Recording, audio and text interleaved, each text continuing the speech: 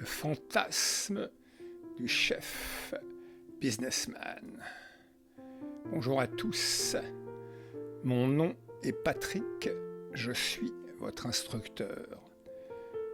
Je rappelle à celles et ceux qui m'ont demandé que le logiciel PadCAD Lite est pour vos besoins en design et engineering, et moi, personnellement, c'est toujours ce que j'ai utilisé. Il est simple et gratuit. Il s'inspire d'un logiciel d'architecte, mais sans la complexité. Merci de l'intérêt que vous portez à ma chaîne. Ce petit podcast, Fantasme du chef businessman, approfondira aujourd'hui écrit et procédure. C'est très important d'écrire. L'écrit reste. Il sert de point de référence.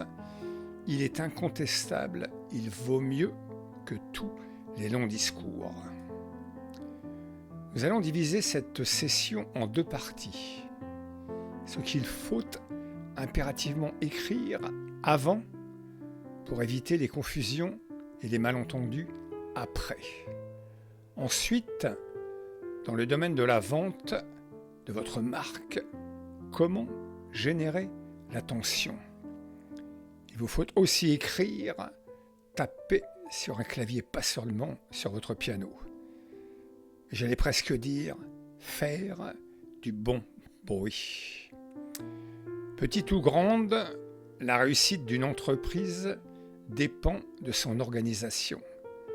Apparaissez toujours comme une grande multinationale plutôt que du grand n'importe quoi. Dans le domaine des relations humaines, il vous faut une procédure d'embauche.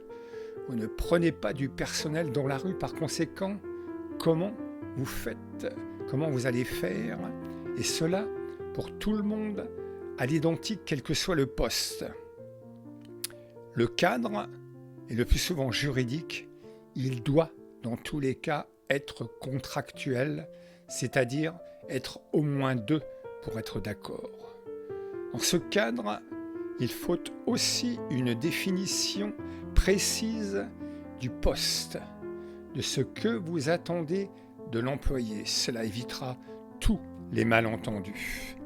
Les postes en cuisine, en production, les postes de service, y compris aux clients, au nettoyage. Chaque personne doit savoir où commence et où finit son job et donc sa responsabilité. N'hésitez pas à faire des checklists que chacun peut suivre et cocher. Oui, je sais, ça paraît ridicule, mais mettez-vous au niveau de chacun. Même une tâche de ménage peut être complexe compte tenu du niveau d'exigence sanitaire. On ne vous fera pas de cadeau. Vos employés sont une richesse, un capital que vous devez entretenir et faire fructifier. Les former et maintenir un bon niveau régulier de formation est la voie de votre succès.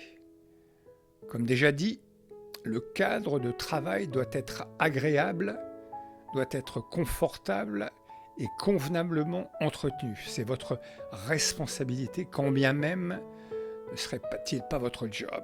Il faut aussi contrôler si le travail est fait en accord avec vos règles. C'est une question de respect, d'estime à leur égard, simplement une marque d'attention. Enfin, comme dans une grande entreprise, dessinez un organigramme. Cela a le mérite d'être clair. Rappel de quelques règles de base. Ponctualité, ne passez rien là-dessus. Propreté physique et apparence. Respect. Courtoisie entre eux, mais aussi, naturellement, vis-à-vis des clients. Donnez un laps de temps raisonnable aux employés pour notifier une absence. Vous devez connaître dans le détail tous les postes de travail de votre entreprise. N'oubliez pas que votre job est de construire une équipe, des collaborations, des synergies, pas de faire le job. Le plus dur dans une entreprise n'est pas de trouver du personnel, mais de le garder. Anticipez les absences dans votre organisation, cela arrive. C'est votre boulot. En aucun cas, Cela ne doit retomber sur le service au client. Quelques points importants. Soyez à l'écoute, accessible. N'abusez pas de votre position. Ayez la délicatesse de toujours répondre à une offre de service. Décrivez le job avec précision sur un organigramme. Publiez vos embauches, c'est de la pub, gratos. Mais ne négligez pas le bouche à oreille. Il y va de la réputation de votre marque. Notre profession subit un turnover important. C'est une rotation du personnel, c'est un fait.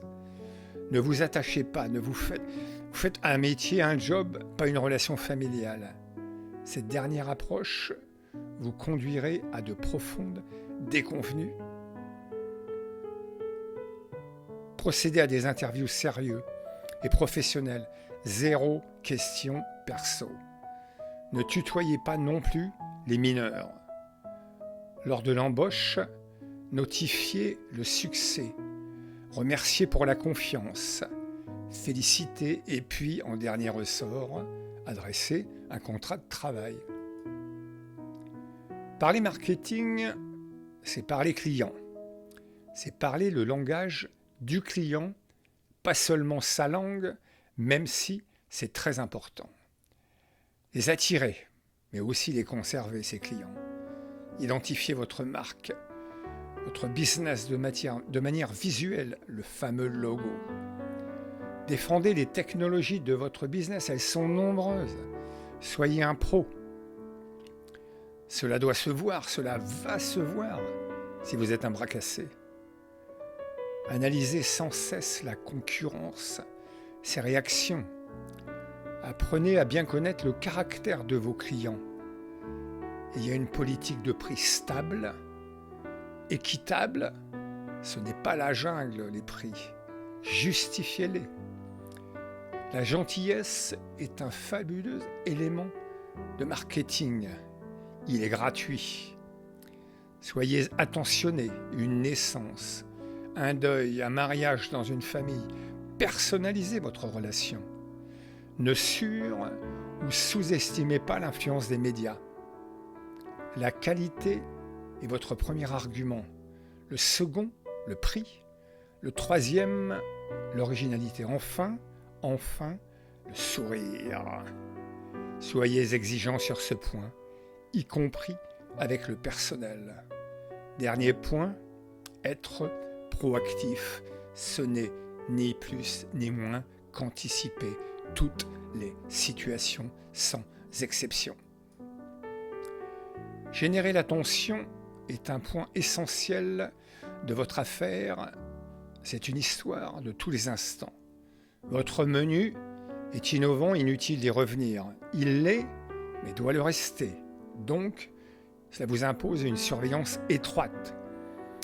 Des offres spéciales, oui, je ne suis pas un grand fan de transformer votre boutique en braderie permanente, mais le concept et le design de votre machine, elle a de la gueule et attire l'attention en ville, dans les rues, sur la route.